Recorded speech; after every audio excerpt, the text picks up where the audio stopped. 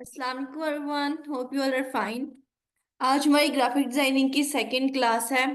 Practical class है आज हमारी। जो लास्ट क्लास हुई थी उसमें हम लोगों ने कोर्स की आउटलाइन के बारे में देखा था, ग्राफिक डिजाइनिंग के बारे में देखा था, और हमने कुछ प्लेटफॉर्म्स देखे थे जिन पे हम एज अ फ्रीलांसर वर्क कर सकते हैं, ग्राफिक डिजाइनिंग सीखने के बाद भी और सीखने के दौरान भी।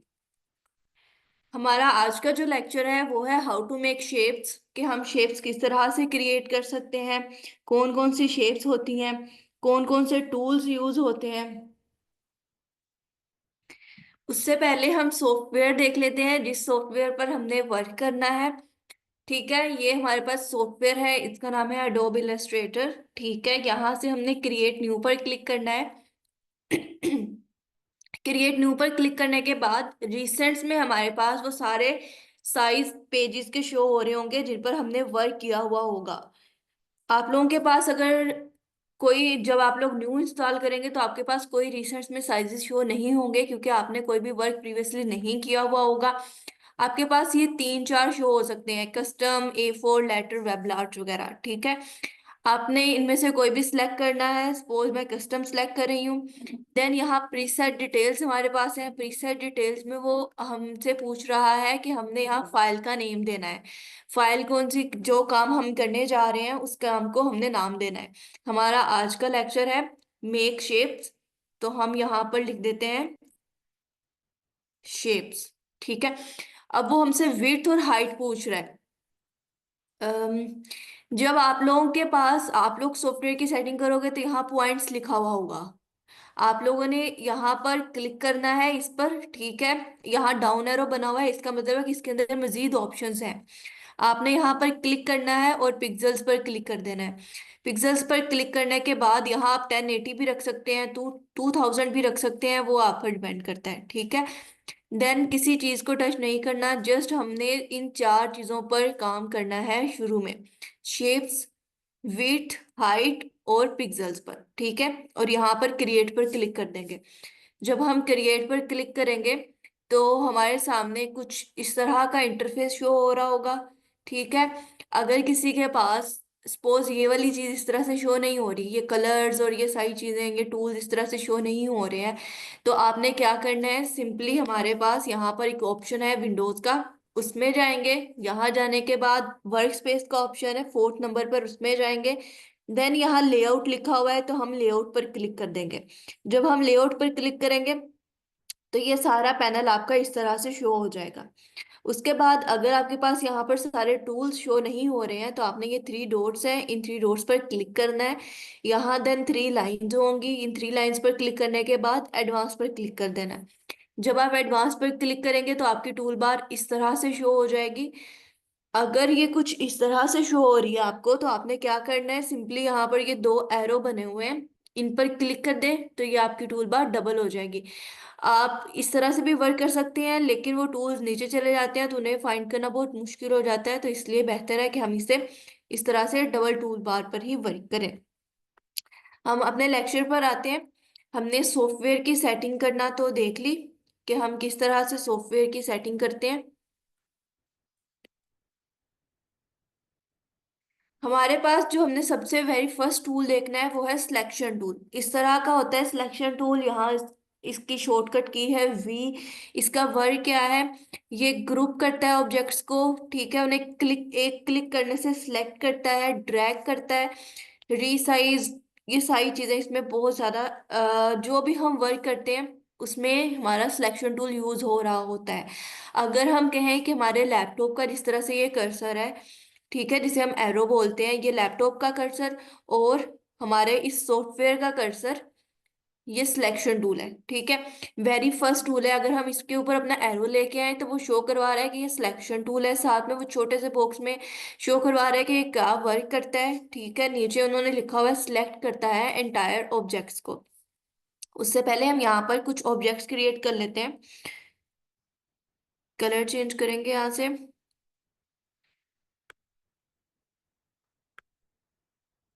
ये कुछ शेप्स हमने क्रिएट कर ली सिलेक्शन टूल का वर्क देखने के लिए। अब हमने सिलेक्शन टूल को सिलेक्ट किया। अगर देखें तो हमारे पास ये तीनों शेप्स जो हैं ये अनसिलेक्टेड हैं। ठीक है, फिलहाल ये सिलेक्टेड नहीं है, अनसिलेक्टेड है। इन्हें सिलेक्ट करने के लिए हमें क्या करना होगा, सिंपली सिलेक्शन टूल हमारा सिलेक्ट होगा, हमने माउस से लेफ्ट क्लिक करना है और यहाँ पर पहले हम अपना एरोज यानी जो सिलेक्शन टूल है उसे शेप के ऊपर लेके आएंगे, फिर हम एक दफा लेफ्ट क्लिक कर देंगे तो ये शेप हमारे पास सिलेक्ट हो जाएगी। आप डिफरेंस देख सकते हैं अनसिलेक्टेड में और सिलेक्टेड में। ठीक है, सिलेक्टेड के साइड पर हमें इस तरह से बाउंड्री दिखाई दे रही है, जिससे वो जाहिर हो रहा है कि ये शेप हमारे पास सिलेक्टेड है। इसे हम उठाकर ड्रैग एंड ड्रॉप भी कर सकते हैं, यानी एक जगह से उठाकर दूसरी जगह भी कर सकते हैं।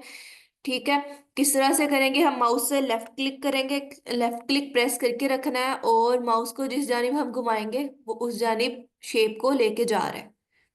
ओके, अब अगर हमने दो शेप्स एक साथ सिलेक्ट करनी है तो उसके लिए क्या करना होगा, दो या दो से ज्यादा शेप्स एक साथ सिलेक्ट करनी है तो उसके लिए क्या करना होगा, सिलेक्शन टूल ही हमने सिलेक्ट रखना है। सिलेक्शन टूल सिलेक्ट करने के बाद ये जो वाइट स्पेस होगी हमारी खाली एरिया उसे सिलेक्ट करना है, वहां से हमने इस तरह से ड्रैग करना है और नीचे लाकर सारी यहाँ तक पूरी लाइक यहाँ तक जब तक हमारी पूरी सारी जो शेप्स हैं वो सिलेक्शन में नहीं आ जाती तब तक हमने उसे ड्रैग करना है। ठीक है, सिलेक्शन में आने के बाद हमने माउस से लेफ्ट क्लिक छोड़ देना है। ठीक है, और ये सारी शेप्स हमारे पास सिलेक्ट हो गई।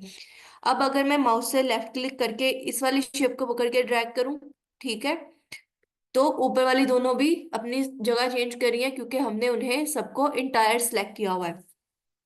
हम इनके ग्रुप भी क्रिएट कर सकते हैं, किस तरह से हम इन सबको सिलेक्ट करेंगे, सिलेक्ट करने के बाद यहाँ ऑब्जेक्ट के पैनल में जाएंगे और यहाँ हमारे पास लिखा हुआ है ग्रुप का। हमने यहाँ पर ग्रुप कर लिया और साथ में उसकी शॉर्टकट की भी उसने दी हुई है।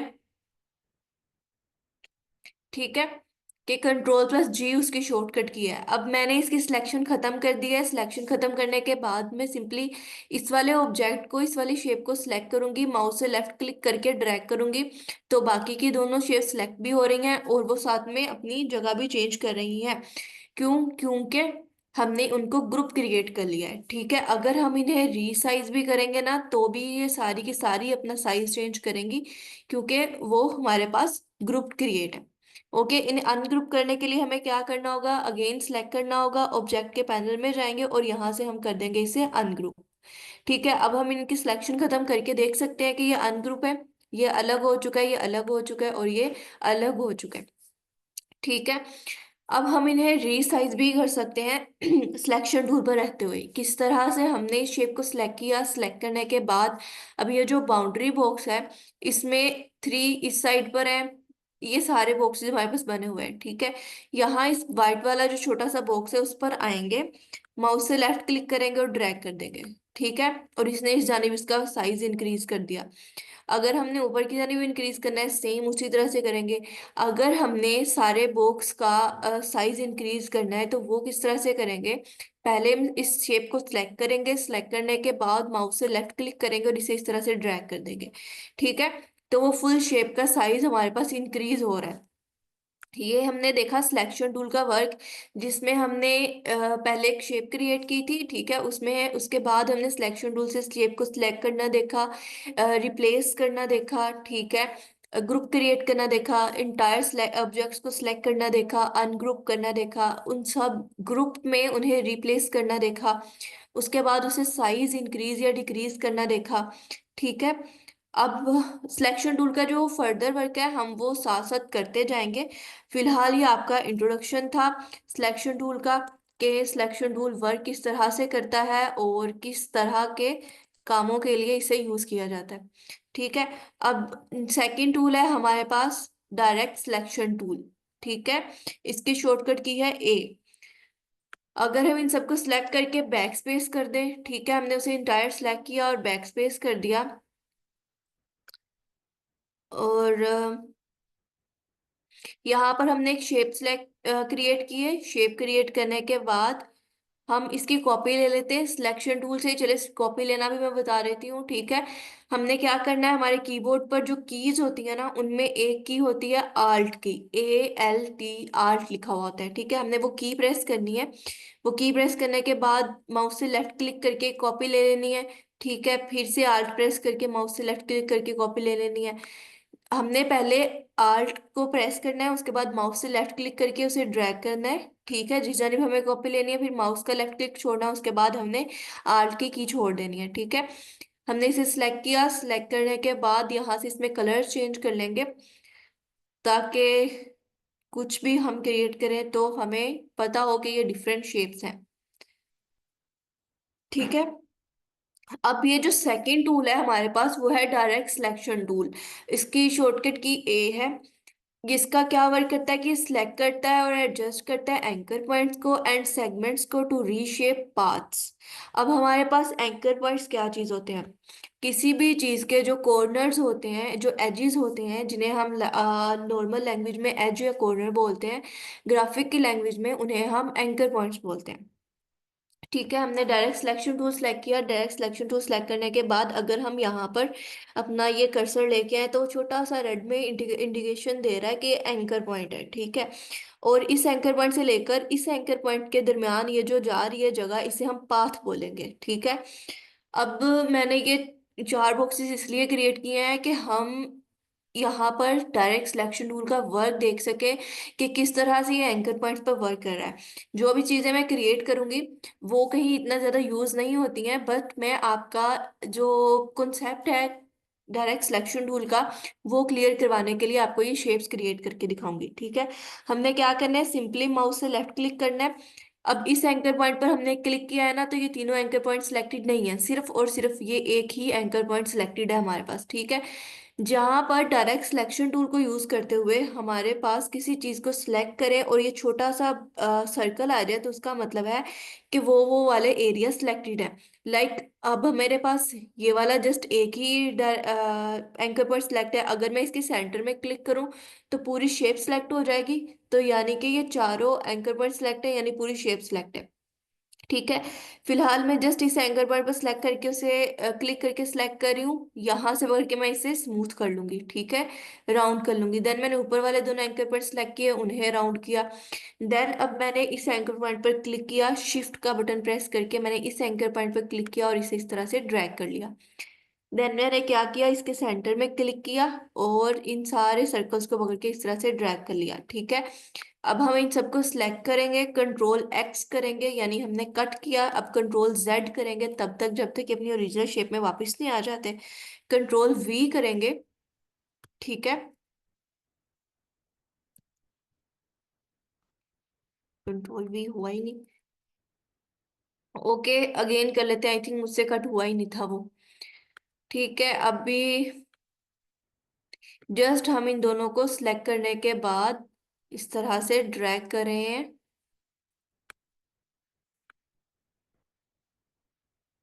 एंकर पॉइंट्स जितने सिलेक्ट करेंगे, इस एंकर पॉइंट को सिलेक्ट किया, शिफ्ट का बटन प्रेस करके दूसरे एंकर पॉइंट को सिलेक्ट किया। ठीक है, इन सबको सिलेक्ट करके कंट्रोल एक्स किया। अब कंट्रोल जेड करेंगे, कंट्रोल वी। ओके, ठीक है, अब अगेन हम डायरेक्ट सिलेक्शन टूल ले रहे हैं। इस एंकर पॉइंट पर क्लिक किया, इसे ड्रैग किया, आल्ट का बटन प्रेस करके एक दफा क्लिक किया। ठीक है, तो हमारे पास जो शेप थी उसने अपना चेंज कर लिया, उसने अपनी शेप। ठीक है, अब हमने डायरेक्ट सिलेक्शन टूल लेकर दो एंकर पॉइंट्स को पकड़ के उन्हें राउंड किया। आल्ट का बटन प्रेस करके उसे इस तरह से हमने क्लिक किया।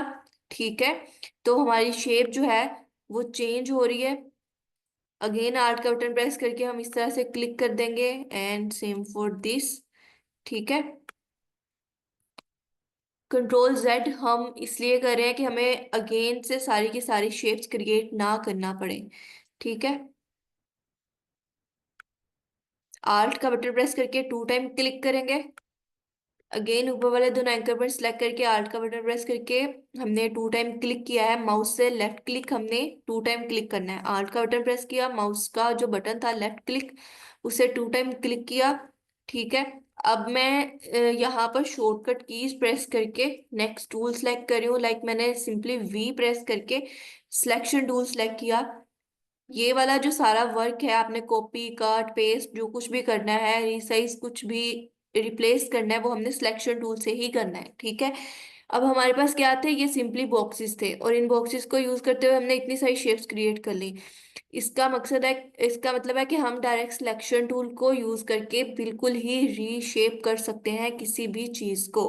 अगर मैं इस एंकर पॉइंट पर क्लिक करूं तो जस्ट ये एंकर पॉइंट मूव कर रहा है, ये तीनों एंकर पॉइंट अपनी जगह पर है, ठीक है। अगर मैं इसे सिलेक्ट करके मूव करवाऊं तो वो ये दोनों एंकर पॉइंट्स को हमने मूव किया, वो मूव हुए, दूसरे दोनों एंकर पॉइंट्स अपनी जगह पर है, ठीक है। अगर मैं इस पाथ पर क्लिक करूं तो ऊपर वाली पाथ ही अपनी जो है वो जगह चेंज करिए, अपना साइज चेंज करिए, नीचे वाली पाथ बिल्कुल वही है, ठीक है। अगर मैं सेम इसी तरह से नीचे वाली पाथ को सिलेक्ट करूं तो वो सेम उस तरह से हो रहा है, ठीक है। अब मैं कंट्रोल जेड करूंगी इन सबको इनकी ओरिजिनल शेप में लेके आने के लिए।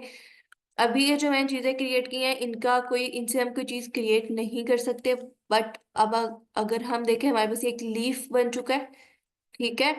और यहाँ पर मैं आपको एक पैटर्न क्रिएट करके दिखाती हूँ। अगर हमने कोई लोगो बनाना हो हाउस का तो हम इसे यूज कर सकते हैं वहां पर, ठीक है। और ये जो है इसके इसके हम कोई ना कोई पैटर्न क्रिएट कर सकते हैं। पैटर्न किस तरह से, लाइक हमने यहाँ पर इसे रखा है आर्ट का बटन प्रेस करके, जी हमने इसकी कॉपी ली है, ठीक है। और इन सबको सिलेक्ट किया है, अगेन से आर्ट का बटन प्रेस करके हमने इसकी कॉपी ली है। अब हम क्या करेंगे, सिलेक्ट ऑल करेंगे और यहाँ से ब्लैक कलर दे देंगे, ठीक है। हमारे पास हम इस तरह का एक फ्लोर बनाते होते थे जब हम बचपन में होते थे, जब भी हमने, हर पर्सन ने बनाया हुआ है, ठीक है। जब भी हमने कंप्यूटर पर लैपटॉप पर पेंटिंग्स करनी होती थी तो ये फ्लोर हम मस्ट बनाते होते थे, ठीक है। तो ये एक पैटर्न हमने क्रिएट कर लिया, क्या सिर्फ सिलेक्शन टूल का यूज करते हुए हमने ये एक पैटर्न क्रिएट किया। हम चाहे तो इसमें हम कलर्स भी चेंज कर सकते हैं, लाइक हमने इसे सिलेक्ट किया है, सिलेक्ट करने के बाद यहाँ से डिफरेंट कलर्स इसके अंदर ऐड कर सकते हैं, जो कलर हमें ऐड करना हम इसमें ऐड कर सकते हैं, ठीक है। अगर आपको इनमें से कोई कलर ऐड नहीं करना है देन यहाँ पर 2 टाइम क्लिक करें, कलर पिकर आ रहा है आपके पास, बहुत ज्यादा कलर्स हैं, जो मर्जी कलर आप सिलेक्ट करें और इसके अंदर पेस्ट कर दें, ठीक है। अब यहाँ पर ये जो स्वेचेस में कलर है हमारे पास, यहाँ तक हमारे पास बिल्कुल कलर्स खत्म हो रहे हैं, देन इसके पास यहाँ पर ये 2 कलर्स का मिक्सचर आ रहा है, यानी ब्लैक और व्हाइट, इसे हम बोलते हैं ग्रेडियंट, ठीक है। देन जो आगे है वो भी हमारे पास 2 कलर्स का मिक्सचर है, हम ये भी देखेंगे कि इस तरह 2 कलर्स हम किस तरह से क्रिएट कर सकते हैं, ठीक है। कुछ इस तरह से ये भी जो है वो ग्रेडियंट में ऐड हो रहा है। अब ये उन्होंने खुद ही कोई टेक्सचर जो है वो उसके अंदर क्रिएट करके हमें दिया हुआ है, पैटर्न एक, ठीक है। और यहाँ पर ये भी, ठीक है। तो इस तरह से हम सिंपली छोटी छोटी चीज़ों से टूल्स का यूज़ करके वो सही चीज़ें क्रिएट कर सकते हैं। हमने आज देखा सिलेक्शन टूल, ठीक है, जिसमें हमने चीज़ों को सिलेक्ट करना, उन्हें ग्रुप करना, रीसाइज करना, रिप्लेस करना, ठीक है, कॉपी लेना, हमने सिलेक्शन टूल से देखा। देन कट कॉपी वगैरह पेस्ट वगैरह करना भी देखा सिलेक्शन टूल से। देन हमने डायरेक्ट सिलेक्शन टूल देखा जिसकी शॉर्टकट की ए है, ठीक है। और डायरेक्ट सिलेक्शन टूल हमने देखा कि एंकर पॉइंट्स का वर्क टूल है, जिसमें हम एंकर पॉइंट्स को यूज करते हुए पूरी की पूरी इंटायर शेप जो होगी किसी भी ऑब्जेक्ट की, उसे हम रीशेप कर सकते हैं, यानी उसे हम चेंज कर सकते हैं, ठीक है। आई थिंक आज के लिए इतना बहुत है कि हम सिलेक्शन टूल और डायरेक्ट सिलेक्शन टूल को हमने देखा है, ठीक है। हम उस पर वर्क करें, उस पर अपनी प्रैक्टिस करें। इसमें कोई टफ चीज नहीं है, बहुत इजी है, सिर्फ डिपेंड करता है कि हम कितने फोकस से कोई भी चीज देख रहे हैं। पढ़ना भी हमें बहुत मुश्किल लगता है, ठीक है। और जिस काम में मेहनत लगती है वो तो हमें वैसे ही मुश्किल लगता है, लाइक वो पढ़ना हो, कोई घर का काम करना हो, या इस तरह से कोई काम करना हो, ठीक है। तो वो हमारी, अगर हम इरादा कर लें तो हम कर सकते हैं, क्यों नहीं कर सकते। जब बाकी लोग कर सकते हैं तो हम में क्या कमी है, हम क्यों नहीं कर सकते, हम भी तो उन्हीं तरह के लोग हैं ना। बस फर्क इतना है कि हम लोग क्या कहते हैं उसे, सुस्ती कर जाते हैं कि जी नहीं आज नहीं, कल, कल नहीं परसों, अभी मैं ये कर रहा हूँ, कर रही हूँ, ये हो जाएगा, वो हो जाएगा, ठीक है। तो मैं खुद ऐसे मैं खुद ऐसे कर लेती हूँ कि नहीं आज नहीं, आज नींद आ रही है या थक गई हूँ वगैरह वगैरह, लेकिन ऐसे हमें करना नहीं चाहिए, ठीक है। कभी कभार हो जाए ठीक है, बट अगर हम जी हमारे, हमने ये लेक्चर लिया, रिकॉर्डिंग हमारे पास पड़ी हुई है, हम कहें कि रिकॉर्डिंग पड़ी हुई है, पढ़ी रहे, हम देख लेंगे, 1 हफ्ते बाद देख लेंगे, 2 हफ्ते बाद देख लेंगे, कर लेंगे प्रैक्टिस। लेकिन आप क्या करोगे, आप जब प्रैक्टिस कर लोगे आपको कहीं से कुछ समझ नहीं आएगी, ठीक है, तो आपके डाउट्स डाउट्स क्लियर नहीं होंगे। अगर आप साथ साथ प्रैक्टिस करोगे, साथ साथ काम करोगे अपना, वो चाहे ग्राफिक डिजाइनिंग नहीं है, चाहे कोई भी है, आपकी स्टडी है, कोई भी फील्ड है, तो साथ में पढ़ना, डेली का काम करना बहुत इंपॉर्टेंट होता है। अगर हम स्कूल, यूनिवर्सिटी, कॉलेजेस में जाएं, डेली का लेक्चर अगर हम पढ़ें, तो नेक्स्ट लेक्चर में हम वो पूछ सकते हैं। उससे नेक्स्ट या उससे नेक्स्ट लेक्चर में अगर हम प्रीवियस लेक्चर पढ़ें, लाइक हमारा जो फर्स्ट लेक्चर है उसे हम सिक्स्थ लेक्चर में पूछ रहे हैं, तो वो फिर नहीं होगा, ठीक है, फिर टीचर से आगे से बेइज्जती होगी और फिर हम कहते हैं कि जी टीचर्स ने कुछ बताया नहीं है, ऐसे वैसे। ठीक है, तो वो डेली का हमें फिर डेली ही करना होता है। हर चीज को अगर हम मैक्सिमम टाइम दें, हद से हद 1 घंटा भी अगर हम दें, ठीक है, तो वो बहुत बहुत ज्यादा होता है, इनफ होता है वो किसी भी चीज के लिए, चाहे वो कोई भी चीज है। कंसिस्टेंसी हमारी डिपेंड करती है। कंसिस्टेंसी क्या होती है? हमारी मुस्तकिल मिजाजी, कि हम कितना जो है वो मुस्तकिल मिजाज रहकर काम कर रहे हैं। ओके, ठीक है, हम क्लास को एंड करते हैं।